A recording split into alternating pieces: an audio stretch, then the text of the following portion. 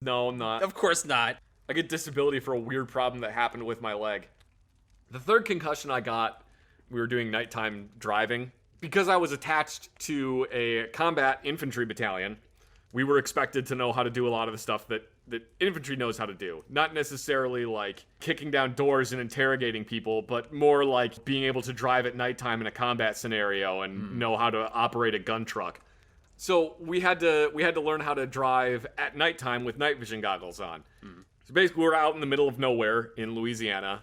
Some of the people I was with, who will remain nameless because I don't want them to get in trouble, they were like, hey, we're going to go off-roading with this Humvee. And I went, hell yeah, that sounds awesome. So we all climbed into this Humvee and we started driving around in the middle of a big empty field. You weren't authorized to do this, were you? No, Super weren't. Super shouldn't have done this. You technically weren't AWOL then.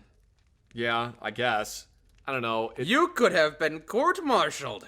They're not going to court-martial a dude for driving a Humvee like less than a mile away from where the training area is. No, that would be stupid, and if the military is anything, it's not stupid. Okay, I see your point. Anyway, so we all piled into this Humvee, and there were 5 of us, and there's only 4 seats in a Humvee. I was about to say. Yeah. So I sat down in the back of the Humvee with no seatbelt on. Oh, you rode backseat, bitch. Yes! Sat down in the back of the Humvee, no seatbelt on. We went over a big old bump. While you're off-roading, I don't believe it. And I was wearing my helmet. Something that they don't tell you about military helmets is that military helmets are designed to resist bullets. They're not motorcycle helmets. They do not prevent you from getting a concussion. The only thing military helmets are good for is stopping shrapnel and bullets. And that's about it. Well, they're also good for inhibiting your hearing. I hit my head on the ceiling of the Humvee, came back down and hit my tailbone on the floor of the Humvee. Oh no, you got a butt concussion too? And then went back up and hit my head on the ceiling again, and then came back down. And I remember spending the next 2 minutes trying to teach my body how to breathe again. Oh no. Because it was one of those injuries where you get hit so hard that your body forgets how to do things that it's supposed to do on its own. So I was just lying in the back of the Humvee going,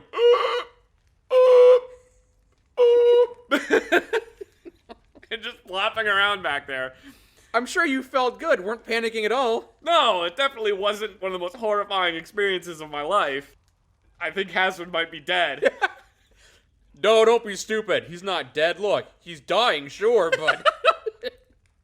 And the guy driving the Humvee said, fuck it, I'm in the driver's seat. Oh no, he's dead? I'm gonna get in trouble. Pretty much, yeah. So we drove back, and I kind of just flopped out of the Humvee onto the ground and just... If it was a concussion, it was a mild concussion.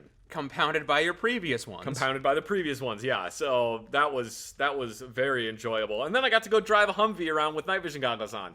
Have you had any concussions outside of your military experience? No, just those 3. I wonder what the common factor is.